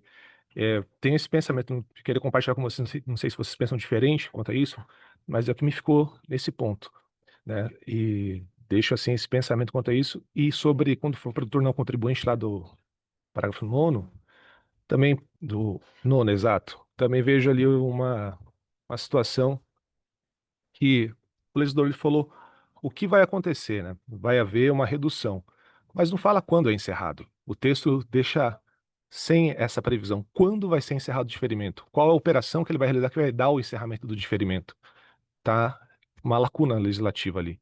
Pela lógica, vai ser quando você der saída de- do não sair com o insumo, na verdade, ou produto daqueles termos ali. Mas enfim, ele não fala ali, ele fala só que vai ser mediante a redução, mas não fala quando isso vai acontecer. Também é um ponto que eu observo que ficou uma lacuna, que o regulamento não pode tratar sobre isso porque não teve previsão legal aqui. É o pensamento que eu compartilho com vocês para deixar sobre o tema. Perfeito, José. Só para fazer um comentário do seu ponto que eu acho extremamente pertinente, e ele mostra realmente que a redação da legislação ela é bastante confusa, né? O que eu acho sobre isso, né? Eu acho que a saída ela é o que determina o encerramento, né? Se a gente for ler ali o 138, e o fato dele mencionar insumo ou produto dele resultante, talvez seja justamente para cobrir a hipótese tanto de revenda do insumo, né? Ou a hipótese em que eu compro insumos que também vão virar insumos, né? Então, por exemplo, existe ali no anexo 9 alguns produtos que podem ser utilizados para produzir fertilizante que também é um insumo, né? Então acho que tem essa situação. E eu tenho, por fim, a aplicação que seria mais natural, que acho que é o que você comentou aí, né? De um produto resultante da aplicação do insumo, né? Então, por exemplo, se eu usei o adubo, eu vou produzir tomate, vou produzir soja. E eu acho que a ideia do encerramento do diferimento na saída do produto, né? Se a gente assumir que isso é regra geral, tá, ô José? É justamente o seguinte. Esse problema do diferimento, ele veio, como o Marcelo comentou, como o Rafael comentou, para remediar essencialmente uma situação de caixa. O produtor rural, ele não tem dinheiro ou não quer utilizar todo o seu dinheiro nesse momento para aquisição de outras coisas que não seja o próprio insumo, né? Então faz sentido jogar esse recolhimento para frente. E imagino que o legislador tenha pensado, quando que esse cara vai ter recursos, então, né? E eu imagino que a lógica seja justamente na venda da produção resultante da utilização do insumo, né? Afinal de contas, eu vendi o tomate, eu vendi a soja, presume-se que eu tenho dinheiro e que nesse momento eu estou confortável financeiramente para pagar os tributos que foram diferidos. Acho que a ideia disso aí, o colocamento do encerramento do diferimento no final, na saída tributada, é justamente presumir que nesse momento essa pessoa tem dinheiro para poder pagar os tributos, né? É claro que isso é a teoria, que a prática é muito diferente. Imagina um caso, por exemplo, que eu tive quebra de safra, eu não vou ter recurso, né? Mas aí eu acho que não tem, a legislação também ela se limita a um universo ali que é a regra geral e as exceções têm que ser discutidas caso a caso. Eu acho que é por aí um pouco que eu vejo. Perdão, só um complemento, Davi. Vou fazer um link com o que você trouxe. A gente tem a mesma dúvida de como é que vai ser feito esse controle e garantir que o insumo que precisa ser efetivamente consumido em produtos que serão efetivamente comercializados para adquirentes que estão no regime regular da IBS e da CBS. De uma forma bem simplista, hoje, o que nós estamos avaliando é um controle a nível de lote. Assim, como é que eu vou fazer o lastro de que esse produto, de fato, lá na frente, ele foi consumido e deu a saída para alguém que é contribuinte regular? Mas imagine, aí eu volto no que o Edgar trouxe inicialmente. Se hoje os produtores já têm essa resistência no cadastro, imagina começar a fazer controle de lote. Então, o que que a gente já está prevendo, e é um custo hoje transparente, né? E eu não culpo ninguém, ainda mais o legislador, quando foi escrever a norma, como você bem pontuou. No final do dia, eu que sou adquirente daquele produtor, eu que vou ter que me preocupar com o lote. Então, eu que vou ter que trabalhar na produção dele, onde, por exemplo, vamos pegar o tomate na fazenda X ou na gleba Y, onde aqueles produtos foram consumidos, vai virar o lote alfa, que é aquele tomate que foi destinado para a indústria, por exemplo, de molhos. Estou dando um exemplo aqui. Então, hoje a gente está vendo nesse nível de granularidade, que é algo que, quando traz para uma indústria, já é muito difícil de se fazer. E uma prova real é a resolução do Senado Federal 13 de 2012, que é aquela aberração operacional, que é a alíquota dos 4% do ICMS nas interestaduais para produtos com similar e sem similar. Imagina sair desse universo e ir para a produção rural, né? Ninguém tem máquina embaixo da terra para produzir tomate, né? Então, assim, não dá para você fazer isso de uma forma estandarizada. Então, nós já estamos prevendo como orçamento, e no final, gente, não é rocket science, tudo vai influenciar preço no final, mas orçamento para ter uma estrutura operacional para tentar garantir que ter esse controle de lote desde no momento da produção rural até que tenha o seu destinatário final. E aí é o ponto, a gente tinha sim pedido que o presumido fosse 1 para 1, ou seja, os 100%. Fomos votos vencidos no primeiro momento. A esperança é nos comitês que vão ter a cada 4 meses de revisão de lista de produtos também que entram e que saem na redução de base, no diferimento, assim sucessivamente, que vão ter comitês, Ministério da Fazenda, MAPA, Anvisa, entre outros. Pra ver se a gente consegue no futuro alterar isso, mas por enquanto não temos essa previsão, tá? Então, só para trazer um pouco o ponto de vista prático também de como a gente está trabalhando na arquitetura desse processo.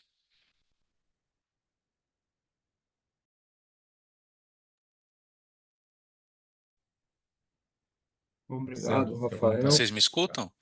Sim, sim. Ah, tá. Se você me permite, Pedro, bom dia a todos. Eu fiz a pergunta no chat, acho que seria a próxima. E eu É, Sei, já eu ia ler Felipe, para aproveito. você. eu ia inclusive pedir para que você se manifestasse, que a gente fica mais fácil. Primeiro, parabenizo a todos pela exposição. Acho que estão trazendo vários insights importantes. Se desse, dá para a gente ficar discutindo até segunda-feira de manhã, de tanta dúvida que eu tenho sobre esses pontos.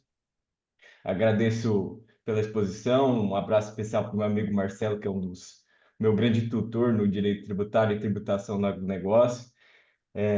Dúvida aqui, acho que o Rafael trouxe pontos sobre as CSTs, as notas técnicas, e acho que um aspecto mais prático. Quando eu olho para a Lei Complementar 214, eu enxergo um diferimento amplo, até porque ele foi pensado na perspectiva do produtor, para minimizar o impacto de caixa. Então, eu, contribuinte, fabricante de defensivo, dou saída para uma distribuidora que também é contribuinte, operação de contribuinte para contribuinte, enxergo dentro da lei complementar uma hipótese de diferimento. Só que quando eu vou olhar a nota técnica da Receita Federal, ela trouxe uma classificação tributária, o CClass-TRIB, apenas para operações de contribuinte para contribuinte produtor rural. Pode ser uma limitação, isso das notas técnicas e um cheiro de que a Receita pode, por meio de uma regulamentação sistêmica, tentar restringir sentido e alcance da lei complementar, o que seria um absurdo, ou talvez só uma deficiência dessas notas técnicas que ainda estão sendo publicadas e provavelmente vai vir algum ajuste sistêmico para contemplar, acho que essas operações entre contribuintes, inclusive distribuidores. Felipe, posso guardar, desculpa, né? Já saí tomando a palavra aqui. Imagina, Rafael, por favor, vamos lá. Eu estava na CERT mês passado e você já bateu minha carteira. Não está completa as NTs, tá bom? Uhum. Ainda tem mais 4 NTs para serem publicadas até meados de outubro, tá ok? A sua leitura está perfeita. Hoje ele está trazendo só esse tipo de operação e que eu falo que é a standard, vamos dizer assim, tá? vão trazer ainda outros tipos, eles vão tipificar esse tipo de operação, como você bem pontuou. Por isso que eu fiz a provocação no início e é muito feliz com o ponto que você trouxe, que também vai ser, vocês vão lembrar do que eu estou comentando aqui, quando a gente tiver realmente um problema sério entre distribuidoras e cooperativas. Tá? Precisava da opção, né, de fazer o alíquota zero e o diferimento também. Lá não está previsto nas notas técnicas, só fala que vai ser optativo, mas ele não fala como operacionalizar. Então, no caso que você trouxe aqui, é a mesma coisa, não é uma limitação na norma, mas é uma limitação sim da nota técnica, mas que provavelmente, né, pelo menos foi o que o Flores trouxe, que até meados final de setembro tem mais 4 notas aí a serem publicadas, essas outras operações estarão contempladas. O que eles falaram que não vai estar este ano publicado em lugar nenhum, que não dá tempo, são incorporações e operações imobiliárias. Tá? O restante, teoricamente, disseram que até o final de setembro, começo de outubro, estarão em notas técnicas, tá? Mas Beleza, seu obrigado. racional tá perfeito, cara, tá perfeito. Obrigado, é um Desculpa, alívio saber Guaritá. disso. Imagina, Rafael. Só nos ajuda aqui, só nos ajudou. Tem mais uma discussão aqui. Mariana, você quer colocar seu ponto de vista ou você prefere que a gente leia? Fique à vontade para ler. Mas a primeira pergunta não tem muito a ver, mas eu queria aproveitar aqui que eu tenho especialistas no fórum, né, especialistas na parte rural, se conseguiriam responder. Então, eu vou para a segunda, que tem mais a ver com o tema, tá? A minha primeira pergunta, que tem a ver com diferimento, é se você olha na lei complementar, ela não especifica se o crédito da aquisição dos insumos, né, quando a sua saída é sujeita ao diferimento, ela seria mantida, ela poderia ser mantida. Então, eu só gostaria de escutar de vocês qual é o entendimento de vocês em relação a esse tema. O meu entendimento é que pode, mas just in case. Não está Davi, como não tá especificado, né? Davi quer responder? Vamos lá, então vamos lá. No caso aqui das saídas dos produtos, eu acho que é o seguinte, a gente tem que ver aqui a questão de como o artigo 47 para frente ali ele coloca, né? Então, o que que eu tenho de regras gerais? Então, se eu tive uma aquisição de um produto diferido, isso não me gerou crédito, né? Então, eu acho que uma saída diferida não teria problema, a gente não teria discussão. Eu acho que o problema surge quando eu tenho uma entrada tributada de algum insumo que por algum motivo não esteja no anexo 9, né? E que aí eu dei uma saída diferida na sequência.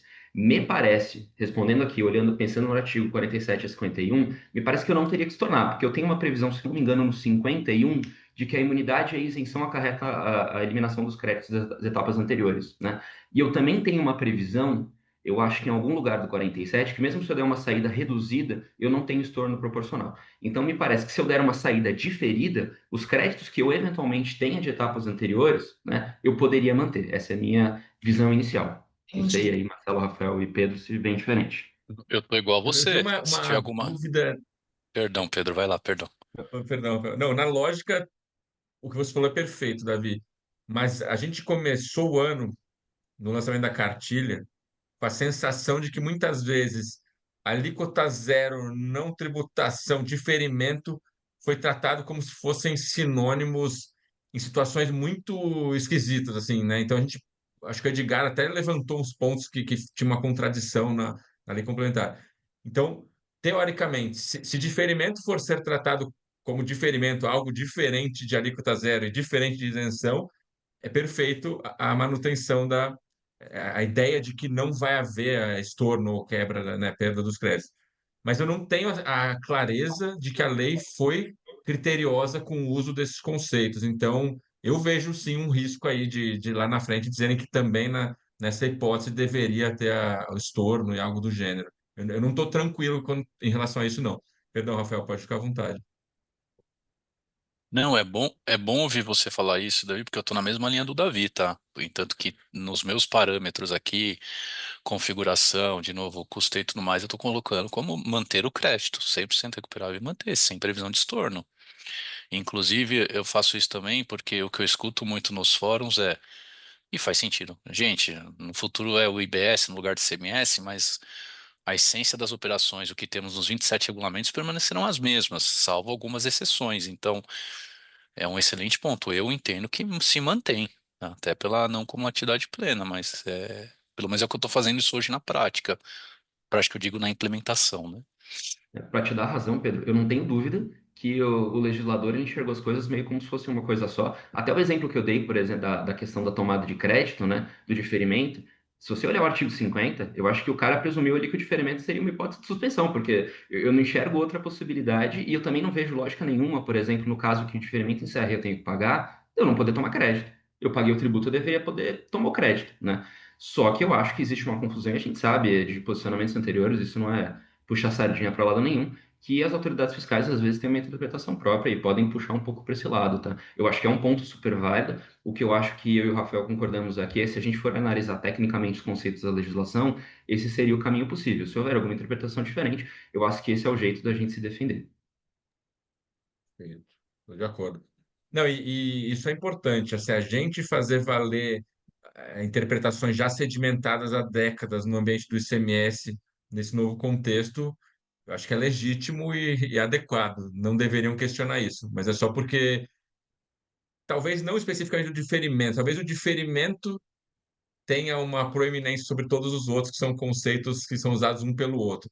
Mas eu tenho esse receio, tá? Eu só eu não estou plenamente tranquilo de que não vai haver uma interpretação de que você deveria ter estornado, não, embora eu concorde que o correto, né, na lógica de tudo que foi falado aqui, na hipótese de diferimento, você mantém o crédito, está tudo certo.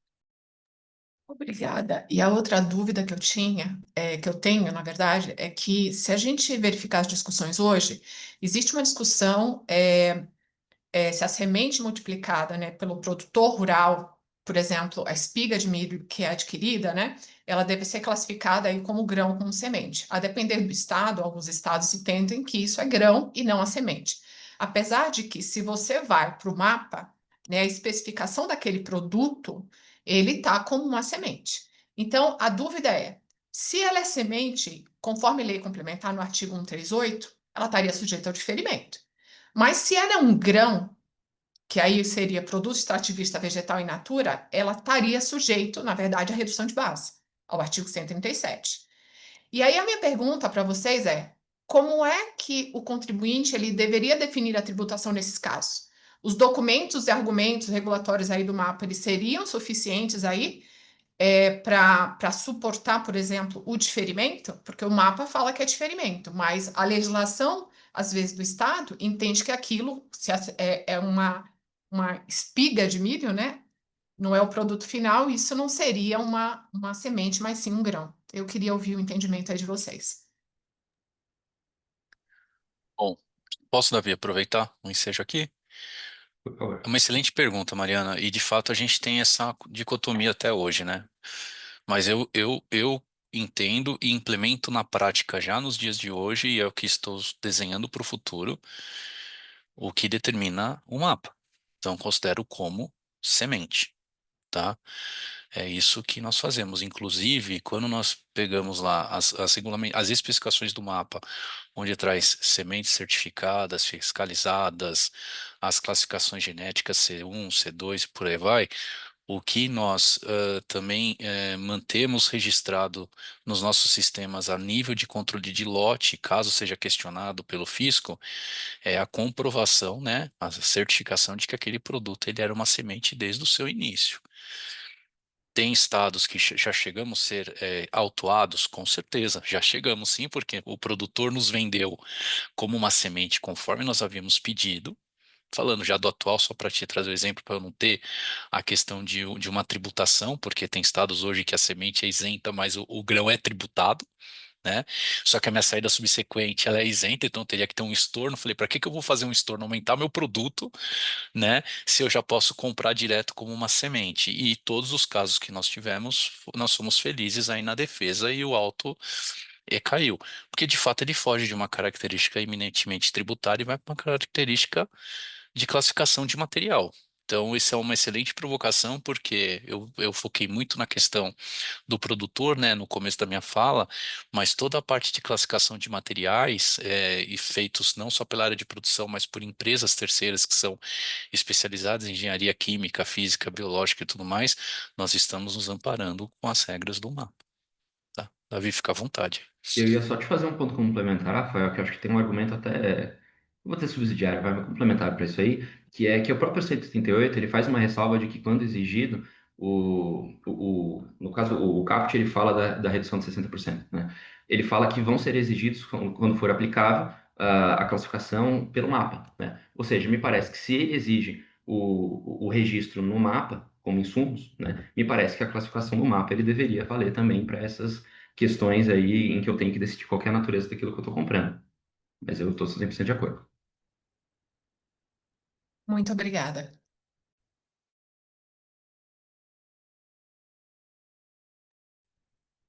Pedro, se me permite, acho que tem Perguntas? mais uma colocação aqui do Tiago. Tiago, você quer colocar seu ponto ou vamos aqui pelo chat? Bom dia, Marcelo, tudo Bom bem? dia. Eu posso colocar sim, mas eu acho que a minha Vamos lá. pergunta já estava em linha com a pergunta anterior. É porque a minha dúvida seria, basicamente era a questão dos estornos mesmo, né? Porque atualmente no ICMS a gente estorna. Então, eu fiz aquisição de insumos, comprei insumos tributados, tomo crédito, mas quando eu faço essa saída isenta, por exemplo, eu tenho que fazer o estorno total. Se eu faço com redução, eu tenho que fazer o estorno proporcional à redução. Já no PIS e COFINS, principalmente falando de semente, eu tenho um benefício fiscal equivalente, né? Mas lá no PIS e COFINS, o benefício fiscal da semente é o benefício da alíquota zero e eu posso manter os créditos, né? Então, a minha dúvida grande é e agora? Né? O tratamento tem que ser uniforme. E assim como alguém falou e agorinha, eu também tenho essa sensação de que, com o passar do tempo, vai começar as instruções normativas da Receita Federal, igual ela sempre fez com o PIS e COFINS, muitas vezes equivocada, muitas vezes não respeitando o princípio da legalidade, ditando normas que na legislação não tinha. Então, eu tenho essa insegurança de que, depois de algum tempo, a hora que a gente já estiver lá e ela verificando o tratamento dos contribuintes, de não realizar o estorno, porque eu também tenho essa impressão que a legislação nos passe essa mensagem, mas eu tenho essa insegurança da Receita Federal começar a cobrar atitudes diferentes. Seria esse meu ponto.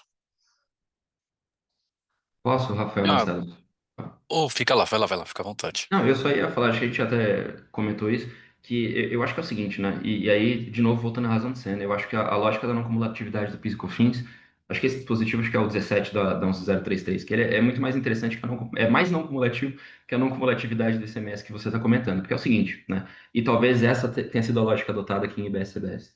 Se eu tive uma aquisição e eu paguei o tributo decorrente dessa aquisição, a não cumulatividade deveria dizer que eu posso manter isso aí, né? Esse é o sentido. Então, um estorno proporcional ao total, em função de uma saída não tributada, uma saída tributada menor, não deveria fazer sentido face à lógica da não cumulatividade. O que eu enxergo que essa foi a diretriz geral, mas a lei complementar ela fez uma ressalva no caso de imunidade e de isenção, né? Exceto nos casos de exportação. Mas eu acho que essa é a toada geral, tá, Tiago? Eu acho que a regra deveria ser a manutenção dos créditos em casos excepcionais, o estorno. Rafael, não queria te cortar a palavra, desculpa te cortar aí. Não, fique em paz, nem vou ser repetitivo. Você falou que eu ia falar e, de novo, os pontos que o Tiago trouxe são perfeitos, mas eu tô sendo aí um pouco mais restritivo, não cumulatividade plena. É simples assim.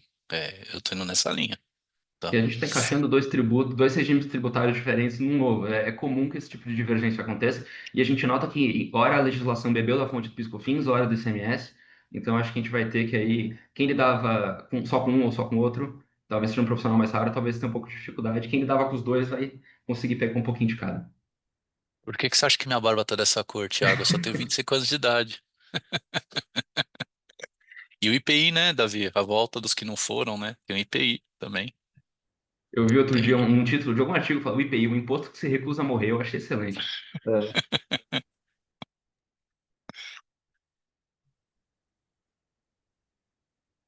eu acho que a gente não tem mais colocações no chat. Pedro. Então, acho que geralmente a gente cumpre esse horário. Do meu lado aqui, eu gostaria muito de agradecer a disponibilidade, a atenção, a dedicação do Rafael e do Davi a esse tema.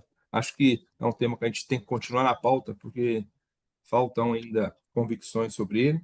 E eu queria só deixar uma reflexão que o Rafael falou, e o Rafael, como um dos líderes aí da nossa área de gestão tributária, um gestor tributário importante, essa colocação de que não fará muito sentido comprar do produtor não contribuinte. E considerando que a nossa base é alimentada por pequenos produtores associados, é uma mudança importante na forma como esses produtores vão ter que lidar daqui para frente. Estruturalmente, é uma mudança de paradigma enorme e esses produtores terão muita dificuldade de sobreviver, porque o mercado vai olhar esses produtores de maneira diferente. Passo a palavra aí, Pedro, para você fazer o encerramento, o Rafael, o Davi, mais uma vez, muito obrigado aí por terem aceitado esse desafio aí e participarem conosco. Maravilha. Eu vou também passar para o Davi e para o Rafael fazerem suas considerações finais. Eu tenho só um comentário técnico final antes dos agradecimentos. Na terça-feira eu estive em Brasília para discutir um outro assunto, que era destinação de reserva técnica de seguradora para fins de projetos de crédito de carbono. E o representante do Ministério da Fazenda, que ali estava, era uma moça, ela falou que o mais importante nesse novo cenário é a gente cuidar da taxonomia das coisas, é a gente tratar cada conceito como que ele efetivamente é, sob pena de a gente começar a confundir as coisas. E ela estava falando do ponto de vista da destinação de recursos para projetos sustentáveis, etc. E eu faço coro à palavra dela, assim, e eu acho que nós temos um papel de trazer a melhor taxonomia das coisas, né? A doutrina serve para isso, mas essa associação tem muito zelo por isso, né? Quando discutimos quebra técnica no primeiro semestre, com o Pedro Nardelli, a Helena também, e a Alessandro Okuma, nós demos o suporte para a Receita Federal, a gente entregou uma instrução normativa, na verdade, ó, é assim que... E o rapaz da Exalc, que eu esqueci o nome dele agora, o Marcelo, mas a gente até usou o modelo matemático dele para entregar para a Receita algo que fazia todo o sentido técnico.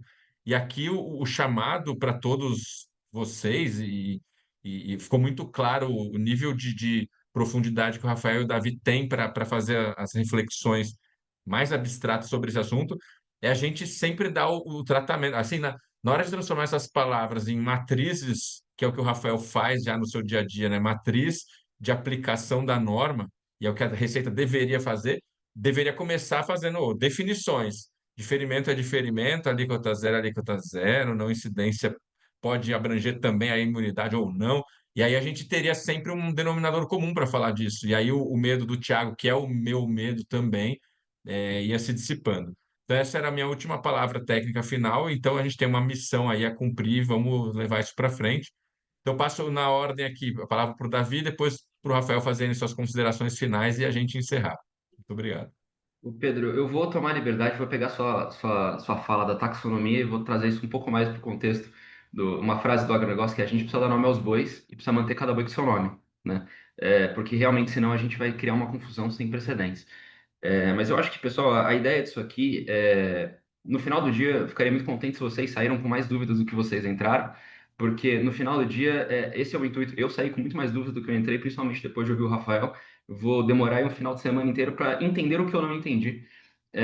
Mas eu acho que esse é o intuito. A gente, tendo esse foro de debate, a gente tem pessoas com diferentes posições e que vão trazendo cada vez mais problemas práticos e teóricos que a gente tem que estar ciente, né? Essa é a hora da gente dar a mão e trocar experiências para que o setor ele tenha um entendimento unificado e consiga junto progredir e preencher as lacunas. Do mais, da minha parte, eu só tenho a agradecer ao convite, por estar ao lado aqui do Rafael, do Marcelo, do Pedro, que são titãs aí da área, e fico muito feliz e estou sempre à disposição. Obrigado a todos. Obrigado.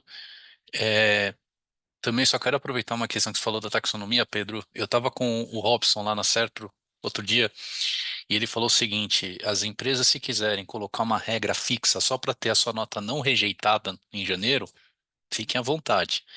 Só que trimestralmente eles vão avaliar a taxonomia com base na Lei Complementar 214, que é aquela esperada versus aquela que está sendo em evento. Ah, mas vai ser autuado? Ele falou, autuado não, mas provavelmente, dependendo da empresa, do segmento da divergência, vai ter uma cartinha perguntando o que está acontecendo. Então, por isso que 2026 é para base de dados, né? Mas não adianta você ir com a mente, vou colocar lá uma regra só para minha nota não ser rejeitada e eu trabalho em 2026, que isso pode ser uma armadilha perigosa. Deixar registrado aqui, meu muito obrigado mais uma vez, obrigado Pedro, Davi, um prazer. Guaritá, obrigado. Obrigado mesmo aí pelo convite. Peço desculpas se eu causei mais confusão do que esclarecimentos, mas minha intenção é trazer um pouco o lado da dor da prática da implementação e fico à disposição. Um abraço a todos, viu? E agora eu passo a palavra ao nosso presidente, Sérgio Bortoloso, para ele fazer suas sempre grandiosas contribuições e peço até para encerrar o evento com chave de ouro, doutor Sérgio, fique à vontade. Ah, muito obrigado, Pedro. Você é sempre muito gentil comigo, Pedro. Na verdade, primeiro, parabenizar, né, logicamente, os expositores. Eu acho o nível, nós, mais de 70 pessoas ouvindo, eu acho que todo mundo fez a mesma avaliação. O nível em que nós discutimos problemas tão sérios aqui foi elevadíssimo, sabe? E, logicamente, isso é mérito do nosso grupo de coordenadores do comitê, aí o Pedro, o Marcelo, o Edgar, o Léo. Vocês fazem um trabalho, prestam um serviço enorme para o produtor. E vocês, viu, Davi e Rafael, vocês estão certos, viu? Eu saio preocupadíssimo com isso que nós ouvimos aqui, né? Mas também eu saio com a certeza do que é. Nós temos um longo caminho a seguir, né? Aí, pela frente. Essa questão não começou agora, essa questão não vai acabar agora. Mas no momento que você percebe que você está nessa caminhada ao lado de pessoas como vocês aí, como o pessoal do nosso comitê, essas pessoas que se propõem a vir discutir como vocês, eu acho que gera aí uma esperança e o produtor rural vive de esperança, né? Não existe ninguém mais esperançoso e mais crente na fé do que o produtor rural, porque ele joga uma semente na expectativa que vai nascer, que vai chover, que vai secar, que vai... Então a gente vive disso. De qualquer forma, olha, eu agradeço demais também a participação de todos os que estavam junto com a gente. Aí foram mais de 70 pessoas que estavam aí. Eu deixo um abraço a cada um deles e dizer que a sociedade rural vai estar sempre à disposição, viu? Sempre à disposição e sempre muito honrada com a presença de vocês nessas discussões, tá bom? Então, obrigado, um bom final de semana para todos vocês. Todo mundo tem algumas coisas, como hoje é sexta-feira, sextou, né? Sextou, vamos ver se a gente deixa agora, tá bom? Um abração para todos então, viu? Um bom trabalho e fiquem com Deus aí. Até mais.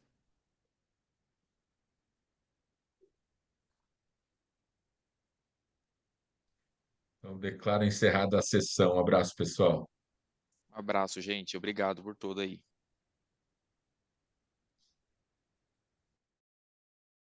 Um abraço e muito obrigada.